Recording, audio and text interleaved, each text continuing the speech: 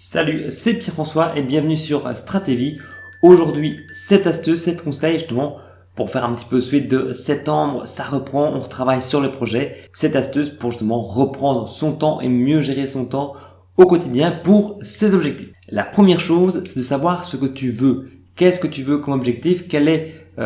Où veux-tu en arriver? Si évidemment tu dis je veux faire du sport et je vais faire que 2 heures de sport par semaine, c'est plus facile à retrouver du temps dans ta semaine pour caser du sport que en disant je monte un business et je veux atteindre dans les 6 mois 10 000 euros de chiffre d'affaires. Là, il va falloir consacrer plus de temps et bosser beaucoup plus comme un acharné. Donc, c'est peu de savoir, la première chose, qu'est-ce que tu veux, quel est ton objectif et combien de temps.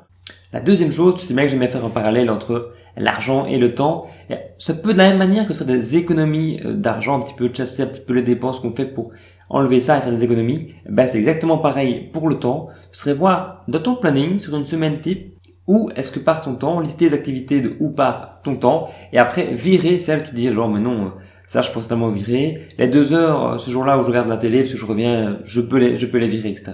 Voir ce qui te fait perdre ton temps, voir là où tu consacres du temps et justement que tu pourrais virer facilement pour gagner justement du temps ou ce gain de temps servira justement à tes activités. La troisième chose, maintenant que tu as fait la liste des activités qui te prennent du temps sur ta semaine, ce serait de voir où tu veux mettre tes priorités.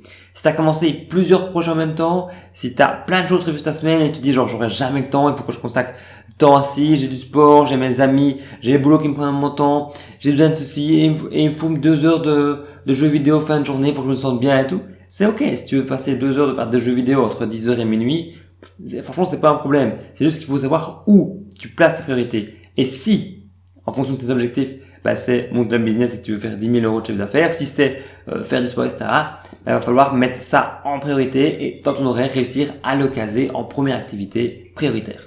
La quatrième chose, justement, c'est pour éviter, avoir plus facile de mettre la priorité sur une activité, ce serait d'être focus, d'être concentré. Si tu as trop d'objectifs, si tu as trop de choses à faire, si tu as 10 000 choses à faire sur ta semaine et qu'à chaque fois tu dis genre et tu n'arrives pas à être à fond partout, la première chose à faire serait de se dire quelle est la chose la plus importante pour moi, donc mettre ça en priorité et d'être focus. Quand tu le fais, tu es concentré et ça va te faire gagner incroyablement du temps de se dire bon, pendant ce temps-là, je coupe mon GSM, je coupe mon ordinateur, je suis vraiment à fond sur cette chose-là et j'avance plus vite dedans.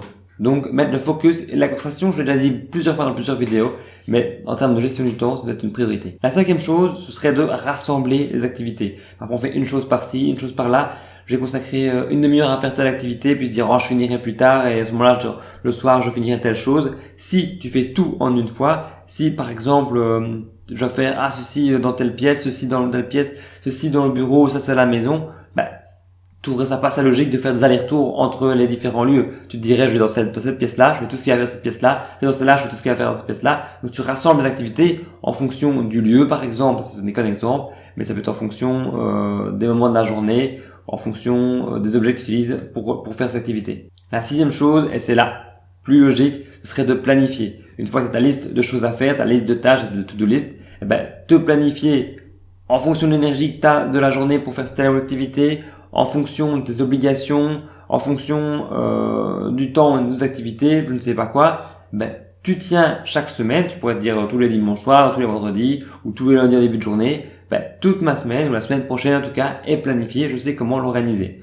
Donc ça pourrait t'aider notamment pour gagner énormément de temps. Et aussi, si tu as plein d'activités et tu as vraiment très peu de temps, le fait de planifier longtemps à l'avance en disant je vais faire juste une seule petite activité tel jour, ce sera beaucoup plus simple pour avancer tes projets.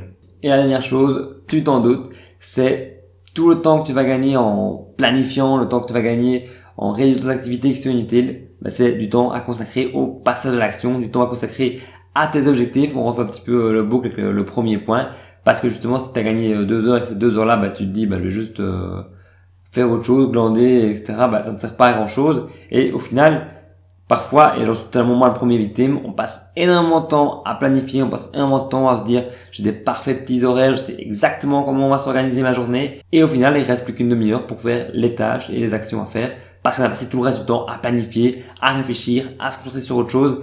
Et du coup, on passe un petit peu à côté de l'essentiel de la gestion du temps et de l'optimisation du temps. J'espère que ces 7 astuces vont t'aider pour, avec la reprise ici de l'année scolaire, mieux gérer ton temps. Je te répète rapidement, avoir des objectifs clairs, savoir ce que tu veux, voir ça un petit peu comme un budget et chasser le temps que tu uses qui est inutile. Priorité à ce que tu veux mettre en priorité, être focus, être concentré, à rassembler les tâches, planifier avoir ta semaine à l'avance, tu sais ce que tu vas faire. Et la dernière chose surtout, l'action. Maintenant, tu sais ce qu'il te reste à faire, un petit planning, une petite liste de tâches et passer à l'action. Moi, je te dis à la prochaine vidéo. Salut!